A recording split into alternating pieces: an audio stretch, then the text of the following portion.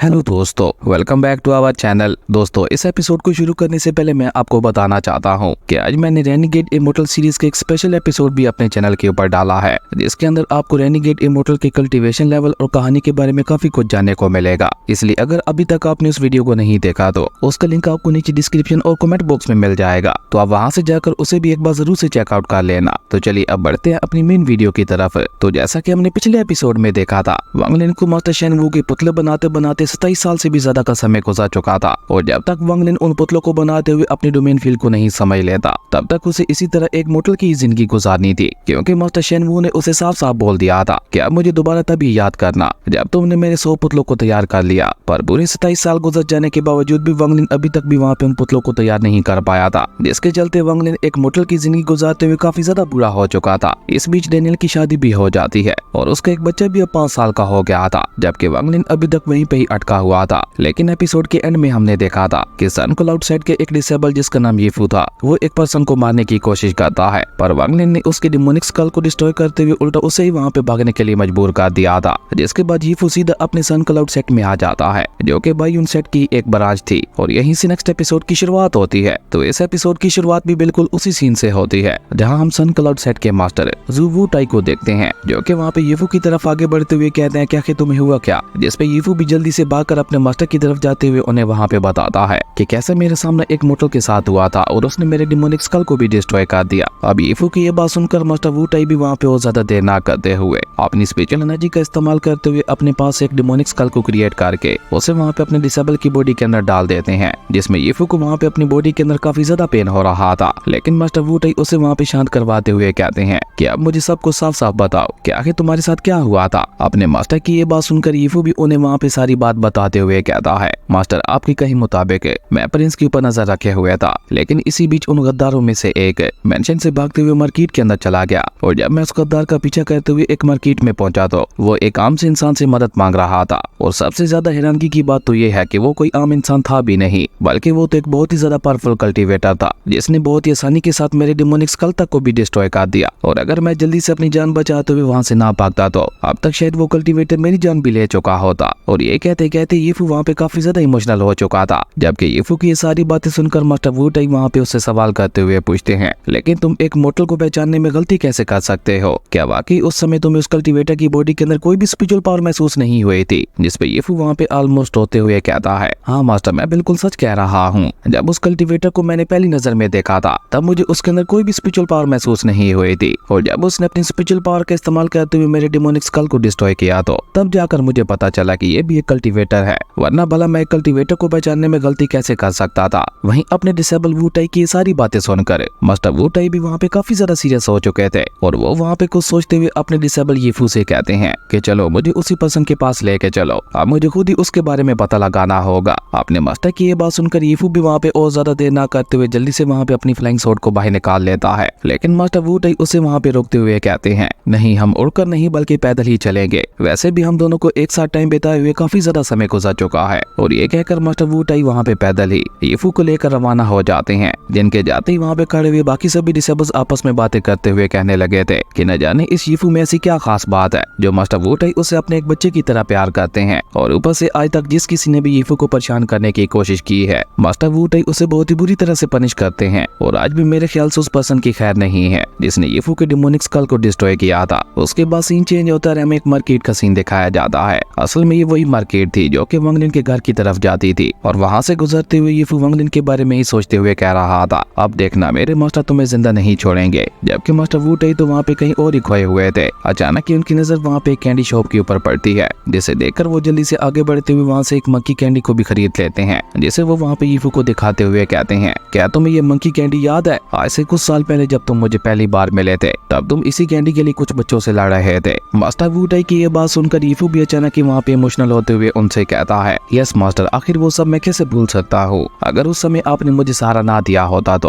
अब तक शायद मैं मारा भी जा चुका होता। अब यहाँ पे हमें पता चलता है कि मास्टर वू टाई वाकई यीफू को अपने बच्चे की तरह ही प्यार करते थे, और उन्होंने वहाँ पे यीफू को सिर्फ अपना डिसेबल ही नहीं बनाया था बल्कि एक तरह से उसे गोद ही ले लिया था। खैर उसके बाद सीन चेंज होता है, हमें वांग लिन के घर का सीन दिखाया जाता है, जहाँ अब तक उस पर्सन जिसका नाम जू टाओ था उसे भी होश आ चुका था। जैसे होश में आते हुए देखकर वांग लिन वहाँ पे उससे सवाल करते हुए पूछता है, क्या मुझे बताओ कि आखिर वो कल्टीवेटर तुम्हारे पीछे क्यों क्यों पड़ा हुआ था, जिसपे ज़ूटाओ भी वहाँ पे वांग लिन को जवाब देते हुए बताता है असल में आज से कुछ साल पहले सभी क्लैंस ने मिलकर एक क्लैंस को क्रिएट किया था, जिसके मुताबिक जिस किसी भी क्लैन को कोई भी खास ट्रायर मिलेगा उसे अपने बाकी सभी साथी क्लैंस के साथ भी बांटना होगा। और हाल ही में क्राउन प्रिंस को एक बहुत ही खास लेवल का फर्नेस मिला है, जिसके अंदर बहुत ही खतरनाक लेवल की पावर है। अब ये देखकर क्राउन प्रिंस लालच में आ चुके हैं, जिसके चलते वो उस फर्नेस ट्रायर को बाकी क्लैंस के साथ शेयर नहीं करना चाहते। पर न जाने कैसे इस बारे में सन क्लाउड सेट के मास्टर वू टाई को पता चल गया, जिसके बाद मास्टर वू टाओ ने गुस्सा होते हुए क्राउन प्रिंस को अलायंस तोड़ने के लिए एक बहुत ही बड़ी सजा दी है। उन्होंने क्राउन प्रिंस को अपने घर में ट्रैप कर दिया है और उन्हें धमकी दी है कि अगर क्राउन प्रिंस अपने घर से बाहर निकले तो वो क्राउन प्रिंस की जान ले लेंगे। हालांकि क्राउन प्रिंस तो अब उस फर्नेस को भी देने के लिए तैयार हैं, पर मास्टर वू टाओ हैं कि वो क्राउन प्रिंस की कोई भी बात सुनने को तैयार नहीं है, क्योंकि उनके मुताबिक क्राउन प्रिंस ने उन्हें बहुत बड़ा धोखा दिया है। इसलिए उन्होंने क्राउन प्रिंस के सभी लोगों को भी धमकी दी है कि अगर किसी ने भी क्राउन प्रिंस की मदद करने की कोशिश की तो मास्टर वू टाओ खुद उसे अपने हाथों से खत्म कर देंगे। इसलिए कोई चाहकर भी क्राउन प्रिंस की मदद नहीं कर पा रहा। इवन मैं भी बहुत ही मुश्किल से बचते हुए वहाँ से भाग पाया हूँ, ताकि मैं यहाँ पे आपके पास आकर आपसे मदद मांग सकूं। वहीं ज़ू टाओ की ये सारी बातें सुनकर वांग लिन को भी वहाँ पे पता चल जाता है कि इसमें मास्टर वू टाई की कोई भी गलती नहीं है, सारी गलती तो क्राउन प्रिंस की थी,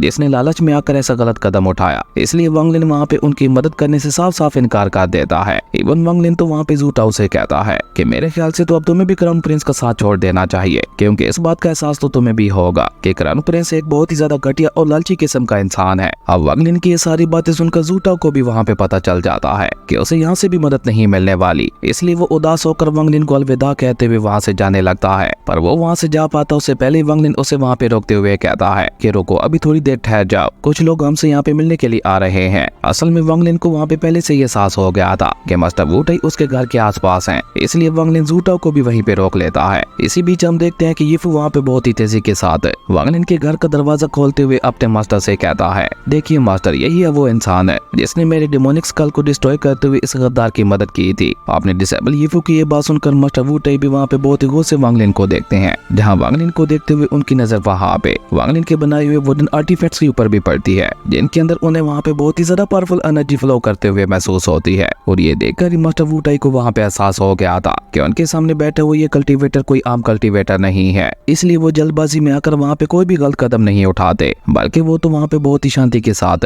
वांग लिन के सामने आकर बैठते हुए वहाँ पे वांग लिन से कहते हैं, क्या मैं भी यहाँ पे आपके साथ ड्रिंक कर सकता हूँ। मास्टर वू टाई की इस काइंड बिहेवियर को देखकर वांग लिन भी वहाँ पे चुपचाप अपनी वाइन मास्टर वू टाई की तरफ बढ़ा देता है, जिसे पीने के बाद मास्टर वू टाई भी वहाँ पे उस वाइन की तारीफ करते हुए कहते हैं, इस वाइन का टेस्ट तो वाकई बहुत ज्यादा कमाल का है, मैंने ये कभी नहीं सोचा था कि मुझे यहाँ पे ऐसी कमाल की वाइन पीने को मिलेगी। मास्टर वू टाई की ये बात सुनकर वांग लिन वहाँ पे उनसे कहता है कि अगर तुम्हें ये वाइन इतनी ज्यादा पसंद आ रही है तो तुम ये पूरा जार पी सकते हो। वांग लिन की ये बात सुनकर मास्टर वू टाई भी वहाँ पे एक और वाइन के गिलास को भरते हुए वांग लिन से कहते हैं, वाकई मानना पड़ेगा, तुम बस मुझसे एक ही लेवल ऊपर हो, पर उसके बावजूद भी तुमने यहाँ पे इतनी अच्छी तरह से खुद को इन मॉडल्स के अंदर छुपा रखा है। कोई आम कल्टीवेटर तो तुम्हें देखकर बता ही नहीं सकता कि तुम भी एक नेशन सोरियलम के कल्टीवेटर हो। अब इन बातों के दौरान वांग लिन को भी वहाँ पे एहसास हो चुका था कि असल में मास्टर वू टाई भी सोल ट्रांसफॉर्मेशन रियलम में ब्रेक थ्रू करना चाहता है, पर अभी तक वो भी वांग लिन की तरह आर्टिस्टिक कॉन्सेप्शन को नहीं समझ पाया। वहीं मास्टर वू टाई अपनी बात आगे बढ़ाते हुए कहते हैं, अगर आज मेरे डिसेबल यीफू ने मुझे आपके बारे में ना बताया होता तो मुझे तो इस बारे में कभी भी पता ना चल पाता कि इस मोटल सिटी में मेरी तरह एक और इमोर्टल कल्टीवेटर भी रह रहा है, जो कि मेरी ही तरह एक मोटल की जिंदगी को समझते हुए हेमन पावर को समझने की कोशिश कर रहा है। अगर देखा जाए तो हम दोनों एक ही रास्ते पे हैं, इसलिए हम दोनों क्यों ना आपस में कंपटीशन रखें कि सबसे पहले अपने आर्टिस्टिक कॉन्सेप्शन को समझते हुए कौन सोल ट्रांसफॉर्मेशन रियलम में ब्रेक थ्रू कर पाता है। और ये कहकर मास्टर वू टाई ने अचानक ही वहाँ पे अपनी स्पेशल पावर का इस्तेमाल करते हुए उसका प्रेशर सीधा वहाँ पे वांग लिन के ऊपर ही डालना शुरू कर दिया था, जहाँ वांग लिन भी अपना कदम नीचे जमीन पे मार के मास्टर वू टाई के और प्रेशर को अपने ऊपर से हटाते हुए उनसे कहता है कि हाँ, तुम कह तो बिल्कुल ठीक रहे हो, अगर हम दोनों आपस में इस कंपटीशन को खेलते हैं तो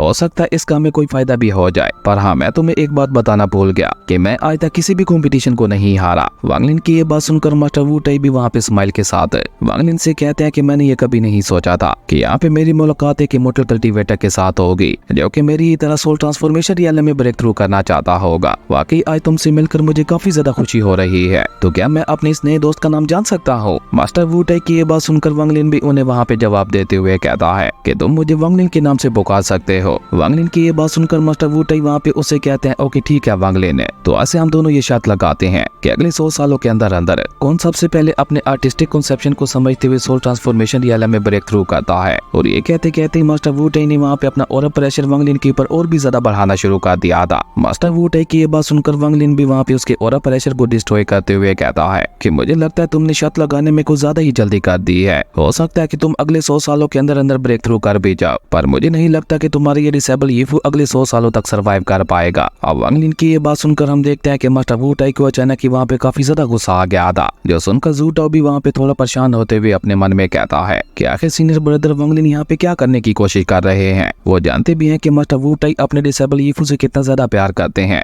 फिर भी वो उनके सामने बैठकर ऐसी बातें क्यों कर रहे हैं। जबकि वहीं दूसरी तरफ हम देखते हैं कि मास्टर वू टाई तो अब वहाँ पे वांग लिन से और भी ज्यादा इंप्रेस दिखाई दे रहे थे। वो अपने मन ही मन में वांग लिन की तारीफ करते हुए कहते हैं, ये पर्सन तो मेरी सोच से भी ज्यादा काबिल निकला। इसने एक ही नजर में ये पहचान लिया कि मैं अपने एक डिसेबल को ही अपने बेटे की तरह प्यार करके आर्टिस्टिक कॉन्सेप्शन को समझने की कोशिश कर रहा हूँ। और इस बात से हमें यहाँ पे ये भी पता चल जाता है कि आखिर मास्टर वू टाई यीफू से इतना ज्यादा प्यार क्यों करते थे, क्योंकि वो एक टीचर और डिसेबल के साथ साथ फादर एंड सन के रिलेशन को भी समझना चाहते थे, और इसी रिश्ते से वो अपने आर्टिस्टिक कॉन्सेप्शन को भी समझना चाहते थे। आपको पता ही होगा कि हर एक पर्सन का आर्टिस्टिक कॉन्सेप्शन दूसरे कल्टीवेटर से अलग होता है, इसलिए सभी कल्टीवेटर्स आर्टिस्टिक कॉन्सेप्शन को समझने के लिए अलग अलग रास्ता चूज करते हैं। अब जैसे वांग लिन आर्टिस्टिक कॉन्सेप्शन को समझने के लिए एक आम मॉडल की जिंदगी गुजार रहा था, तो वही मास्टर वू टाई एक मॉडल की तरह टीचर एंड डिसेबल और फादर एंड सन के रिलेशन को समझने की कोशिश कर रहे थे, जिसे अगर मास्टर वू टाई ने पूरी तरह से समझते हुए मास्टर कर लिया तो वो बहुत ही जल्द सोल ट्रांसफॉर्मेशन रियल में ब्रेक थ्रू कर जाएंगे। और सेम कंडीशन यहाँ पे कुछ वांग लिन की भी थी, लेकिन मास्टर वू टाई तो यहाँ पे यीफू का इस्तेमाल कर रहे थे। आखिर में जाकर वो यीफू की कुर्बानी देने वाले थे, और ऐसा करके वो रूटलेस डोमेन को हासिल करना चाहते थे, पर ये सब उनके लिए भी इतना ज्यादा आसान नहीं होने वाला था। और यही सब सोचते हुए जब मास्टर वू टाई वहाँ पे वांग लिन की आंखों में देखते हैं,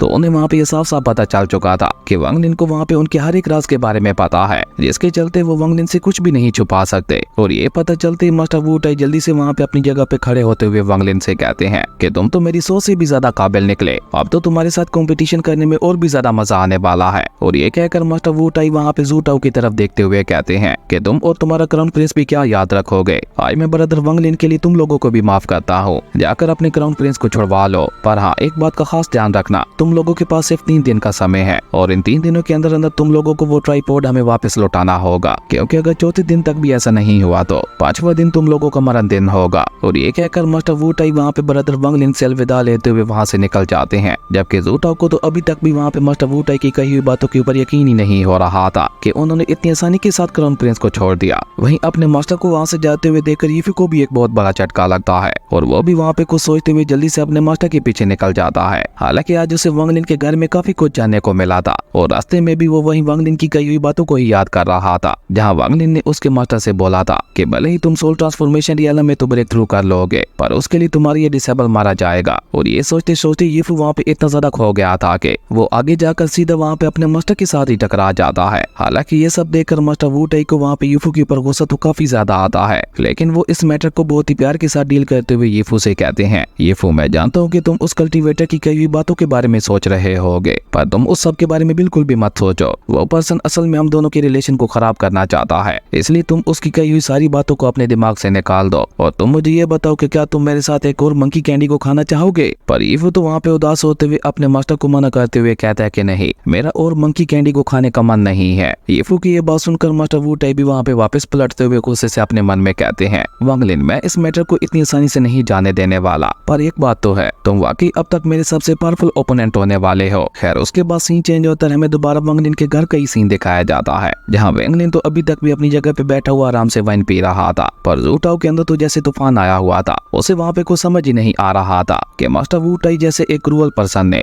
इतनी आसानी से क्राउन प्रिंस को कैसे माफ कर दिया। हालांकि मास्टर वू टाई ने तो बड़े से बड़े कल्टीवेटर की बात मानने से भी इनकार कर दिया था, पर वांग लिन के साथ कुछ मिनट गुजारने के बाद ही वो क्राउन प्रिंस को माफ करने के लिए तैयार हो गए। आखिर ब्रदर वांग लिन है कौन, इसके अंदर ऐसी क्या खास बात है जो मास्टर वू टाई इनके कहे बगैर ही क्राउन प्रिंस को छोड़ने के लिए तैयार हो गया। जबकि वांग लिन भी वहाँ पे अपनी जगह पे बैठा हुआ आर्टिस्टिक कॉन्सेप्शन के बारे में ही सोच रहा था। हालांकि वांग लिन वहाँ पे एक बार फिर से बाई ऑन सेट के उन एल्डर्स की आर्टिस्टिक कॉन्सेप्शन को याद करते हुए कहता है कि आखिर मेरी खुद की आर्टिस्टिक कॉन्सेप्शन है क्या, और उसे समझने के लिए मुझे क्या करना होगा। हर किसी के पास अपनी आर्टिस्टिक कॉन्सेप्शन को हासिल करने का कोई ना कोई मकसद है, लेकिन मुझे तो अभी तक ये भी पता नहीं चल पाया कि मेरी आर्टिस्टिक कॉन्सेप्शन होने क्या वाली है, और उसके लिए मुझे कौन सी कुर्बानी देनी होगी। उसके बाद देखते ही देखते इसी तरह से 5 साल और गुजर जाते हैं, जहाँ बीते इन 5 सालों में भी वांग लिन अपने आर्टिस्टिक कॉन्सेप्शन को नहीं समझ पाया था। पर आज वांग लिन के लिए एक बहुत ही बुरा दिन था, क्योंकि आज डैनियल के पिता की मौत हो चुकी थी और वांग लिन भी आखिरी बार अपने दोस्त को अलविदा कहने के लिए डैनियल के घर में आया हुआ था,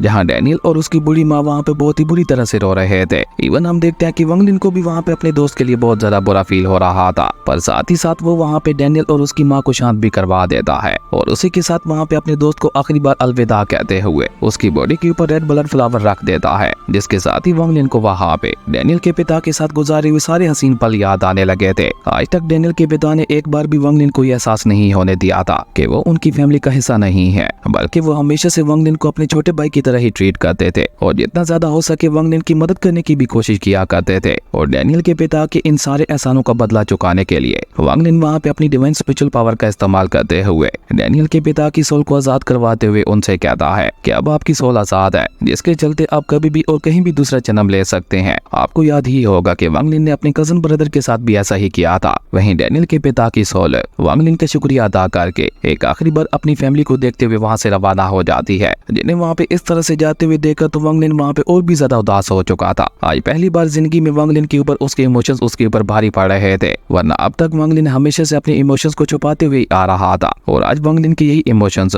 उसकी हेमन पावर को समझने में उसकी मदद भी कर रहे थे। इसलिए अचानक से ही हम देखते हैं कि वांग लिन की सोल ईटिंग वाली फॉर्म टेलीपोर्ट होते हुए सीधा वहाँ पे हेवन में पे पहुंच जाती है और यहीं से आगे बढ़ते हुए वांग लिन हेमन पावर को समझ सकता था और इसी तरह वहाँ पे आगे बढ़ते हुए वो हेमन के ओरिजिन तक भी पहुंच सकता था, पर ये एक बहुत ही लंबा सफर होने वाला था। वहीं वांग लिन भी उस हेमन वे को देखकर खुद भी काफी ज्यादा हैरान दिखाई दे रहा था। उसे वहाँ पे कुछ भी समझ नहीं आ रहा था कि आखिर अचानक से वो टेलीपोर्ट होते हुए यहाँ पे कैसे पहुंच गया। लेकिन असल में ये हेमवाली वे जितना ज्यादा दिखने में सिंपल दिखाई दे रहा था, असल में उतना ज्यादा सिंपल भी नहीं था, क्योंकि ये एक ऐसा रास्ता था जैसे अगर वांग लिन पार करने की कोशिश करता तो वो हमेशा हमेशा के लिए यहीं पे भटक कर ही रह जाता, या फिर उसे इस हेमन वे को पार करने में काफी ज्यादा सदियां गुजर जाती। लेकिन इसी बीच वहाँ पे एक हेमवाली गॉड की एंट्री होती है, जिसका नाम एंशिएंट गॉड टियान युन सी था, और वो वहाँ पे उस हेमवाली वे के ऊपर ही नजर रखे हुए था। जहाँ जैसे ही उसकी नजर वांग लिन के ऊपर पड़ती है तो वो पहली नजर में ही वांग लिन को देखकर उससे काफी ज्यादा इंप्रेस हो जाता है, क्योंकि आज तक उसने एक नेशन सोडियल के कल्टीवेटर के पास इतने ज्यादा स्ट्रॉन्ग इमोशंस को नहीं देखा था। इसी से एंशिएंट गॉड टियान युन जी को एहसास होता है कि ये लड़का कोई आम लड़का नहीं है, पर आज अगर मैंने यहाँ पे इसकी मदद ना की तो ये तो कई सदियों के लिए यहीं पे खो जाएगा और तब तक अर्थ के ऊपर इसकी बॉडी डिस्ट्रॉय हो चुकी होगी। नहीं, मैं ऐसे कमाल के टैलेंट को ऐसे ही नहीं मरने दे सकता, मुझे कुछ भी करके यहाँ पे इसकी मदद करनी होगी। और ये कहकर एंशिएंट गॉड टियान युन जी वहाँ पे वांग लिन से कहते हैं, लड़के मैं अपनी एंशिएंट पावर्स का इस्तेमाल करते हुए तुम्हें दोबारा अर्थ पे भेज रहा हूँ, पर तुम्हें दोबारा ब्रेक थ्रू करते हुए यहाँ पे पहुँचना होगा। याद रखना मेरा नाम एंशिएंट गॉड टियान युन सी है, और अगर तुम ब्रेक थ्रू करते हुए दोबारा यहाँ पे पहुँच गए तो सीधा मेरे पास ही आ जाना, मैं तुम्हें अपना डिसेबल बना लूंगा। और ये कहकर एंशिएंट गॉड टियान युन जी ने वहाँ पे वांग लिन की सोल को दोबारा अर्थ के ऊपर मौजूद उसकी बॉडी के अंदर भेज दिया था। और इसके अगले ही पल हम देखते हैं कि वांग लिन दोबारा वहाँ पे अपनी बॉडी के अंदर आ चुका था। जहाँ अपनी बॉडी के अंदर आते ही हम देखते हैं कि वांग लिन की हालत वहाँ पे काफी ज्यादा खराब दिखाई दे रही थी, जो देखकर वांग लिन भी वहाँ पे चैन की सांस लेते हुए कहता है कि शुक्र है मेरी मुलाकात हेवन वे के ऊपर एक एंशिएंट गॉड के साथ हो गई थी, वरना मैं तो हमेशा हमेशा के लिए वहीं पे भटक कर रह जाता। लेकिन सबसे अजीब बात तो ये थी कि वांग लिन दोबारा वहाँ पे जवान हो चुका था, पर वो इन सारी बातों को इग्नोर करते हुए वहाँ पे एक बार फिर से उन वुडन आर्टिफैक्ट्स को बनाना शुरू कर देता है। जहाँ सबसे पहले वो बाई यून सेट के ग्रेट एल्डर का वुडन आर्टिफैक्ट बनाने की कोशिश करता है, और इस बार बहुत ही अजीब तरीके के साथ वांग लिन ग्रेट एल्डर की स्टैचू को बनाने में कामयाब हो चुका था। और आपको याद ही होगा कि बाई यून सेट के ग्रेट एल्डर के पास टाइम कंट्रोलिंग की पावर्स थी, और इस बार वांग लिन ने उसके स्टैचू को बिना क्रैक्स के ही पूरी तरह से बना लिया था, जो कि खुद वांग लिन के लिए भी किसी बहुत बड़े झटके से कम नहीं था। और ऐसा होते ही वहाँ पे काफी कुछ अजीब होता है, जहाँ सबसे पहले तो उस ग्रेट एल्डर के स्टैचू के अंदर से बहुत ही ज्यादा पावरफुल स्पिरिचुअल ऑरा रिलीज होता है, जो कि इतना ज्यादा पावरफुल था कि उसके इम्पैक्ट की वजह से हम देखते हैं कि आसपास का पूरा एरिया ही वहाँ पे हिलने लगा था। पर अभी तक वहाँ पे ये सब खत्म ही नहीं हुआ था कि तभी हम देखते हैं कि वहाँ पे उसी तरह से वांग लिन की बॉडी से भी बहुत ही ज्यादा पावरफुल स्पिरिचुअल ऑरा रिलीज होने लगा था, जिसके साथ ही वांग लिन वहाँ पे ब्रेक थ्रू करते हुए नेशन सोरियलम की पीक पे पहुंच जाता है। और सिर्फ इतना ही नहीं, इसी के साथ साथ वांग लिन ने वहाँ पे बाई यून सेट के उन तीनों एल्डर्स की आर्टिस्टिक कॉन्सेप्शन को समझ लिया था, जो कि अपने आप में ये एक बहुत बड़ी बात थी। पर वांग लिन को वहाँ पे उन तीनों में से किसी का भी आर्टिस्टिक कॉन्सेप्शन इतना ज्यादा पसंद नहीं आ रहा था। वो खुद से एक यूनिक किस्म की आर्टिस्टिक कॉन्सेप्शन को क्रिएट करना चाहता था, पर ये सब कैसे किया जाए इसके बारे में भी खुद वांग लिन भी कुछ नहीं जानता था। और यही सब सोचते हुए वो अपना रूप दोबारा बदल कर अपने घर से बाहर आ जाता है। असल में तो वांग लिन एक इमोर्टल था और वो बूढ़ा हो ही नहीं सकता था, पर लोगों को दिखाने के लिए वो जानबूझकर अपनी उम्र को बढ़ाता जा रहा था, ताकि किसी को भी उसके ऊपर शक ना हो कि वो एक इमोर्टल कल्टीवेटर है। खैर, अपने घर से बाहर आने के बाद वांग लिन ऊपर आसमान की तरफ देखते हुए कहता है कि एक न एक दिन तो मैं गोड बन के ही रहूंगा, फिर चाहे मुझे उसके लिए कुछ भी करना पड़े। और इस तरह समय वहाँ पे एक बार फिर से अपनी रफ्तार के साथ गुजरने लगता है, जहाँ डैनियल ने पूरी तरह से अपने पिता के काम को संभाल लिया था, लेकिन उसके बेटे को अपने पिता की तरह उसका ये काम बिल्कुल भी पसंद नहीं आ रहा था। वो तो ग्रैंडपा वांग लिन की तरह वुडन आर्टिफैक्ट्स को बनाना चाहता था।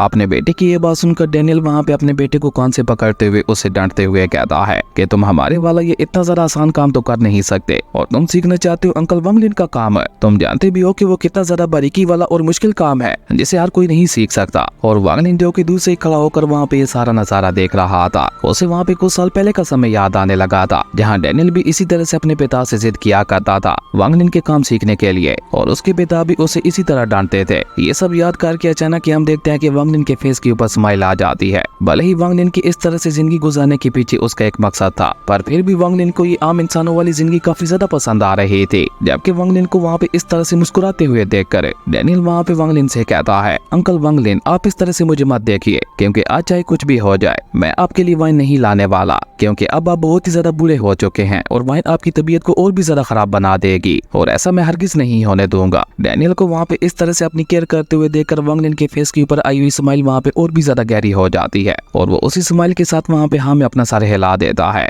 जिसका मतलब था कि वांग लिन को वहाँ पे डैनियल के इस फैसले से कोई भी आपत्ति नहीं थी। और उसके बाद वांग लिन वहाँ पे एक बार फिर से अपना पूरा फोकस उन्हीं वुडन आर्टिफैक्ट्स को बनाने के ऊपर लगा देता है, जहाँ वांग लिन को ऐसा करते हुए 5 साल और गुजर जाते हैं। और इन 5 सालों के अंदर डैनियल का बेटा भी काफी ज्यादा बड़ा हो चुका था, और वांग लिन भी वहाँ पे खुद को और भी ज्यादा बूढ़ा दिखाने लगा था। और इन सालों में वांग लिन हर रोज डैनियल के बेटे, जिसे हम डैन यू कहकर बुलाएंगे, उसे एक पिल खिलाया करता था, जो कि डैन यू के लिए तो बस एक कैंडी थी, पर असल में वांग लिन की दी हुई वो पिल धीरे धीरे उसकी स्पिरिचुअल रूट को और भी ज्यादा स्ट्रॉन्ग बनाती जा रही थी, जिसका असर ये होता है कि डैन यू एक इमोर्टल कल्टीवेटर बनने के लायक हो जाता है, और डैन यू की इस कमाल के टैलेंट को एक सेक्ट भी पहचान लेता है। इवन वो सेक्ट तो डैन यू को अपने डिसेबल भी बनाने को तैयार हो चुका था, जो कि डैनियल और उसकी वाइफ के लिए भी बहुत ज्यादा खुशी की बात थी। वो भी खुशी खुशी अपने बेटे को सेट के अंदर भेज देते हैं, क्योंकि भला एक पिता के लिए इससे ज्यादा बड़ी बात क्या ही होगी कि उसका बेटा आगे चलकर एक इमोर्टल कल्टीवेटर बनेगा। और मॉडल्स के मुताबिक तो इमोर्टल कल्टीवेटर्स की जिंदगी बहुत ही ज्यादा कमाल की हुआ करती है, इसलिए डैनियल और उसकी वाइफ दोनों ही वहाँ पे अपने बेटे के लिए काफी ज्यादा खुश दिखाई दे रहे थे। लेकिन उसी के साथ साथ उन दोनों को वहाँ पे अपने बेटे से बिछड़ने का गम भी था, और वांग लिन जो कि अपने घर से ये नजारा देख रहा था, उसे भी आई वहाँ पे अपने माता पिता की काफी ज्यादा याद आ रही थी। पर उसी के साथ साथ वांग लिन को वहाँ पे काफी ज्यादा खुशी भी थी कि उसने कम से कम डैनी के फीचर को तो चेंज कर दिया। खैर उसके बाद देखते ही देखते इसी तरह से वहाँ पे कुछ और साल भी गुजर जाते हैं, और वांग लिन हमेशा की तरह अभी तक भी वहाँ पे उन वुडन आर्टिफैक्ट्स को बनाने में लगा हुआ था। पर आज वांग लिन को वहाँ पे एहसास होता है कि आज बहुत ही अजीब तरीके से वहाँ पे स्नोफॉल हो रही है, और जब वांग लिन वहाँ पे अपने घर के बाहर आकर उस स्नोफॉल को चेक करता है तो वांग लिन अचानक ही काफी ज्यादा सीरियस हो जाता है, क्योंकि उस स्नो के अंदर वांग लिन को वहाँ पे किलिंग इंटेंट ऑरा महसूस हो रहा था। और उसी के साथ साथ वहाँ पे बहुत ही अजीब तरीके के साथ सिटी के इमोर्टल टावर्स के ऊपर भी थंडर लाइटिंग गिरने लगी थी, जो कि कहीं से भी कोई छोटी बात नहीं थी। ये सब देखकर वांग लिन को वहाँ पे एहसास हो जाता है कि सिटी के ऊपर कोई बहुत ही बड़ा खतरा आने वाला है, इसलिए वांग लिन जल्दी से वहाँ पे दोबारा अपने घर के अंदर आते हुए दोबारा अपने रियल फॉर्म में आ जाता है, जिसके बाद वो सीधा वहाँ पे ऊपर आसमान में आते हुए उस किलिंग इंटेंट ऑरा के बारे में पता लगाने की कोशिश करने लगा था। पर लाख कोशिश के बावजूद भी वांग लिन वहाँ पे उस किलिंग इंटेंट ऑरा के बारे में पता नहीं लगा सकता, क्योंकि किसी ने सिटी के ऊपर रिस्ट्रिक्शन लगा रखी थी ताकि वो अपने प्लान को किसी की भी नजरों में आए बगैर पूरा कर सके। पर वांग लिन तो वांग लिन था, उसे भला कोई भी रिस्ट्रिक्शन कुछ भी जानने से कैसे रोक सकती थी। वो तो खुद एक एंशिएंट फॉर्मेशन मास्टर था, और अपनी उन्हीं एंशिएंट फॉर्मेशन वाली पावर्स का इस्तेमाल करते हुए वांग लिन अपनी डिवाइन कॉन्शियसनेस एनर्जी के साथ साथ अपनी प्योर यिन यांग एनर्जी को भी समन कर लेता है, और अपनी उन्हीं तीनों पावर्स को कंबाइन करते हुए वांग लिन ने सीधा वहाँ पे उसी रिस्ट्रिक्शन के ऊपर ही अटैक कर दिया था। जहाँ जैसे वांग लिन का अटैक उस रिस्ट्रिक्शन के साथ टकराता है तो वांग लिन को न सिर्फ वहाँ पे उस रिस्ट्रिक्शन के बारे में सब कुछ पता चल चुका था, बल्कि उसी के साथ साथ हम देखते हैं कि वो रिस्ट्रिक्शन भी वहाँ पे पूरी तरह से डिस्ट्रॉय हो जाती है। और जैसे ही वो रिस्ट्रिक्शन वहाँ पे डिस्ट्रॉय होती है तो वांग लिन की नजर सीधा वहाँ पे उसी फॉर्मेशन के ऊपर पड़ती है